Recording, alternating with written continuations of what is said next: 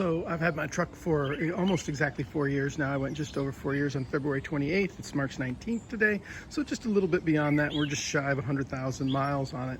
As you look at it, it looks really good, still in really good shape. Of course, we've got those typical dents and dings that you might get getting ready to clean it up. But see that little dent right there? That's from a stone that hit me just outside of Marfa, Texas on Highway 90. I was a little bit disappointed when I heard it. Here we can see I've got 98,412 miles currently. Should be crossing that century mark here in just a little bit, and I'm going to tell you about what sort of things we've encountered with this Tundra over the last 4 years. And first off, we're going to begin with maintenance. Maintenance has been strictly routine oil changes. Now, my oil changes, I do tow a lot, so typically, you'll hear some people say every 5,000, some people will say every 3,000, some people say with the Tundra you can go every 10,000. My oil changes are a little bit different, based more on usage. Typically, when I'm around town, I'm not going to do a 5,000 to 10,000 miles total around town before I go on a 5,000 to 6,000 mile cross-country trip when towing. So what I will do is I will change the oil before I go on my trip, usually within a week of the trip. And then once I get back, I will change my oil within usually a couple weeks of getting home from the trip. And that's how I do my oil change. I did have one time at a service station, my transmission fluid changed at 30,000, and it was so clean when I looked at it. I actually didn't change it again myself till about 90,000 miles, and when I did, again, very, very clean. Considering the amount of towing I do and the amount of distance I do combined with the places I go, I was very impressed with how that fluid looked, but it was changed at 90,000 miles. Next scheduled change would be, given the amount I tow, at about 120,000 miles. Now, I inspected my brakes at right around 80,000 miles. At 80,000 miles, I still had about 4 millimeters of pad left. At 90,000 miles, I went ahead and had them changed, or just over 90,000, because I knew I was going to be heading on another long trip cross country out to California and back. I was going to be doing it towing. I wanted to make sure my brakes were in good working condition. I had switched to Beefed Up Brake brand, who makes brakes ideally for oversized tires and also for increased braking when towing. I have to tell you, they seem to be working fine. I don't have any issue with the brakes. Versus the OEMs, the one thing I don't like about the beefed up brake is there tends to be just a little slight squeal if you're at slow speed. There was a recall on this truck for the turn signal here, and then there was also a recall for the sensor here. The recall for the sensor, I did notice a couple times prior to getting that recall that there were times on the interstate where it suddenly broke by itself, just because we were closer to another vehicle. Nobody was stopping, and that was a little bit curious, and that was within the first 6 months of ownership. Since that time and since the recall, there hasn't been any issue with that. And if I'm being honest, I haven't had this recall done on the turn signal yet because I haven't noticed it to be a problem.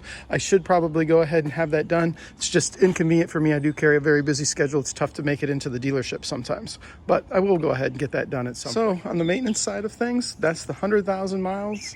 And that's my maintenance on this truck. That's it. There have been no other issues with it. It hasn't had to go to the dealership for any other reason. I had stopped going to the dealership for oil changes, started doing those on my own. I do have a place I trust in town that does the transmission fluid, and I did the rear def on my own, but they do the transmission fluid, and while I have it there for brakes, things like that, if it's a convenient time, I'll just have them go ahead and change the oil as well. Local dealership run by a great guy. If you happen to be in Augusta, Georgia, it's Robbie's Automotive, and great prices, and they do a great job.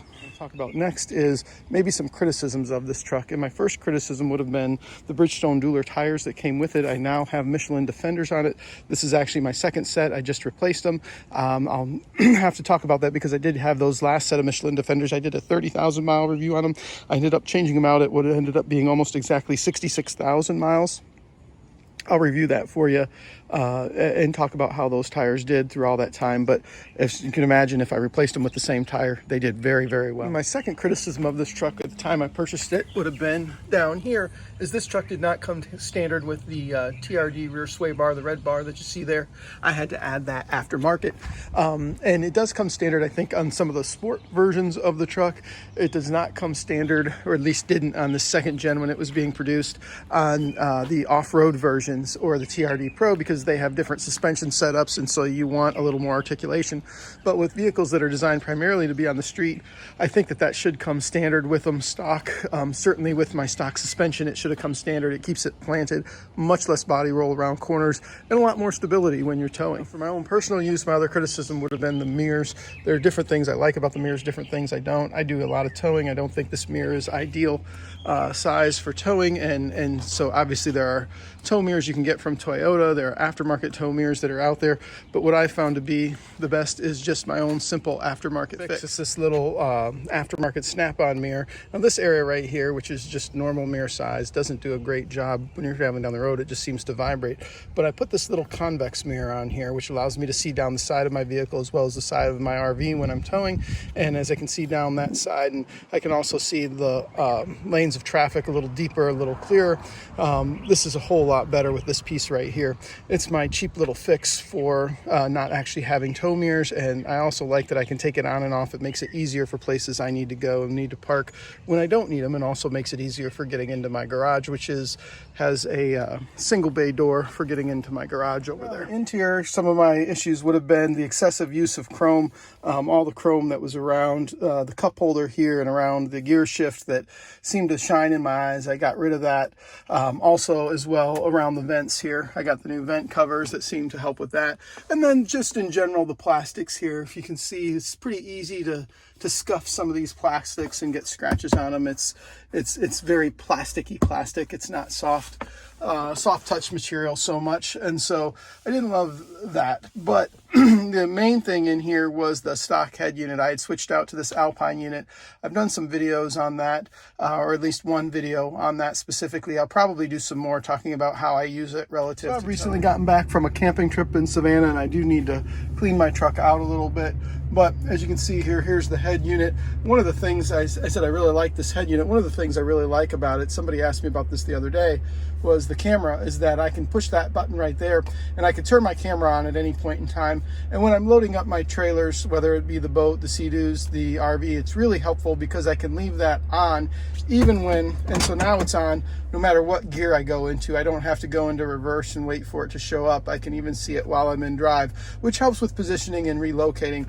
The stock head unit that was in here was really disappointing, and this head unit has made a huge difference relative to the overall function of the vehicle. I'll often have somebody in the back seats there. My daughter will be taking a long trip with my wife and I here coming up in a few weeks, but I generally have somebody sitting in the seat next to me when we travel. My wife and I do quite a bit of traveling, and one of the things I really like about this Platinum is the overall comfort of the seats for long distance travel. Neither my wife or I have problems with these seats. We both find them to be very comfortable as we travel, and the quality of the leather of these seats is say about these Platinums in the second gen that this leather was Lexus grade leather, and it indeed was Lexus grade leather. And if we look at my seat, even, which I'm in and out of this truck all the time, you can see you have a few of the typical creases you typically have right here. But overall, my 200 pounds sitting in this seat for the past 4 years, over, right at 100,000 miles. This seat, I believe in the new Tundra, it's until you get into 2022, the third gen. I don't believe until you get to the capstone are you going to get this quality of leather in it. I think even through the Platinum and 1794 versions, you're going to get some amount of leatherette on the seats. I also love the space back here in the back seat. Like I said, my daughter is going to be traveling with us. She is tall. She's 5'10". I don't think she's going to have any trouble sitting in these large back seats back here and relaxing on this long trip we're going to be taking here in about a month and a half. I changed out. You can see I purchased the aftermarket rubber mats for my Tundra. They did come with some carpeted mats originally. I don't see the purpose in those. They get dirty very quick. If you live anywhere where it's rain, mud, doesn't really matter. You're bringing the outdoors in every time. I'm much happier with these. You can see those are a little dirty there again after our trip to Savannah, and they'll just need to be hosed off and everything will be fine. One of the things I've been really pleased in here since I've had this truck is the overall comfort when you're driving long distances.